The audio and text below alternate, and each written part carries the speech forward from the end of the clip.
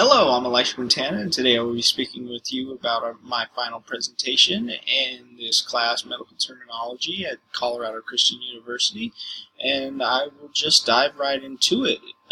Today I will be speaking with you about the different learning activities that we have done thus far in this class, through different dangerous and common medical errors to different activities that I have learned from, especially from different documenting errors and just all throughout medical terminology.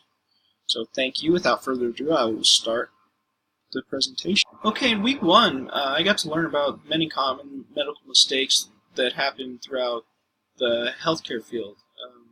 There has been a plethora of research that has been done to analyze the many dangerous but common medical errors that occur each day in the United States. And Johns Hopkins discovered the medical error death rate data over an 8-year period showed that more than 250,000 deaths per year are due to medical errors. The medical error that I focused on was medication mistakes, which can lead to serious implications for healthcare providers and administrators in healthcare. There are many different causes for medication mistakes that ultimately can mean life or death in certain cases.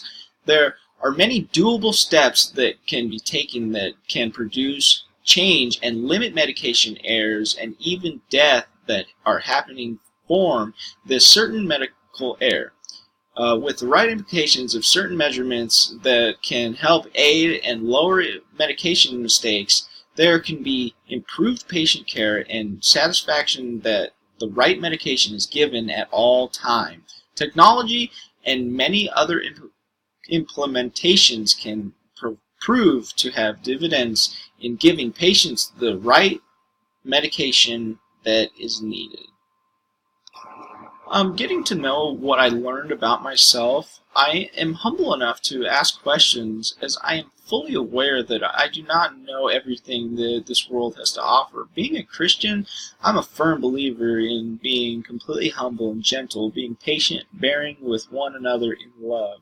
Ephesians 4:2. God wants all His children to be humble themselves and have love for one another.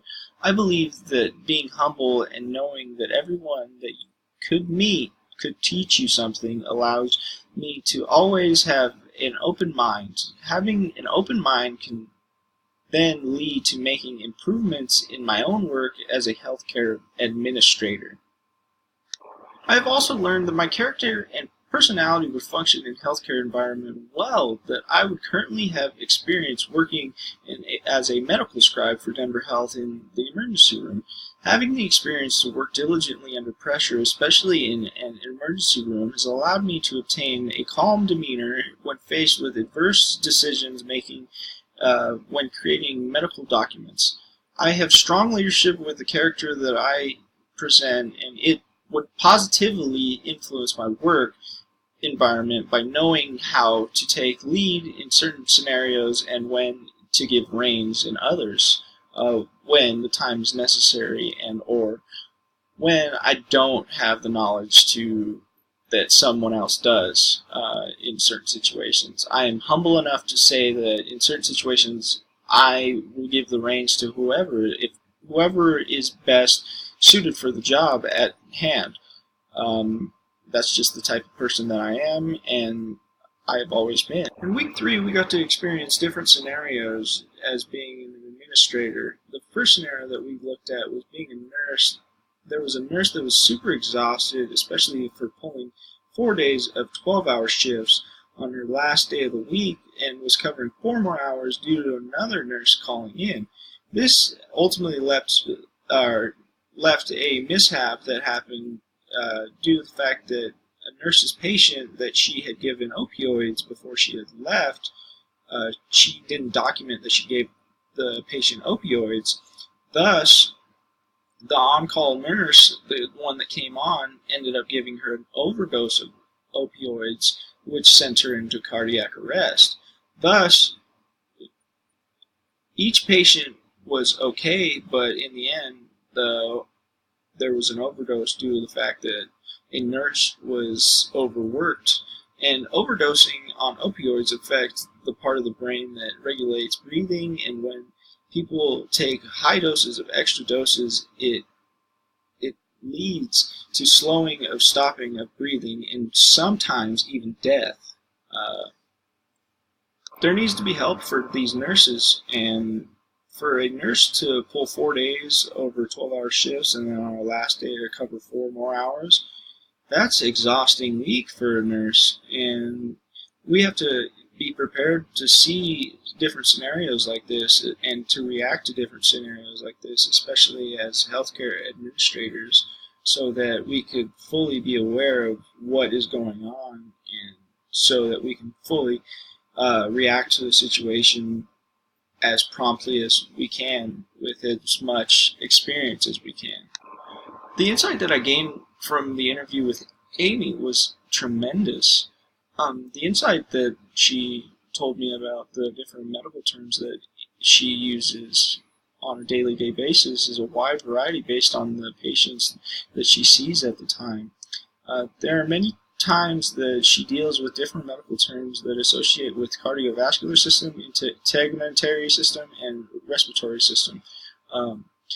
Understanding medical terminology can improve your job performance or make you a more competitive candidate for healthcare positions. And in Amy's case, she is a very competitive person and has a wide range of experience throughout the medical field.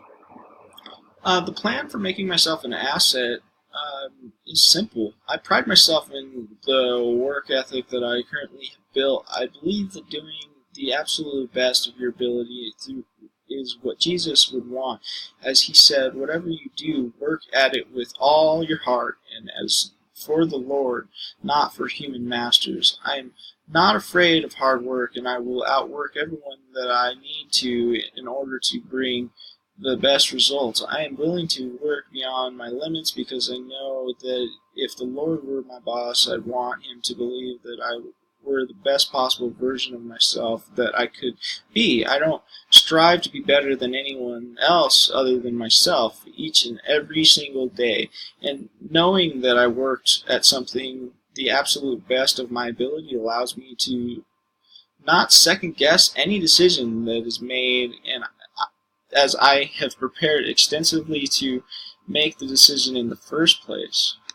Overall, I've really enjoyed taking this course, and I got to learn so many different things that I didn't realize went along with medical terminology, especially working as a scribe right now, and how much this has given insight towards different medical terms and medical terms that I wasn't familiar with. So I really appreciate this course, and thank you. Here are my references, and I appreciate the day, and thank you. Have a great one.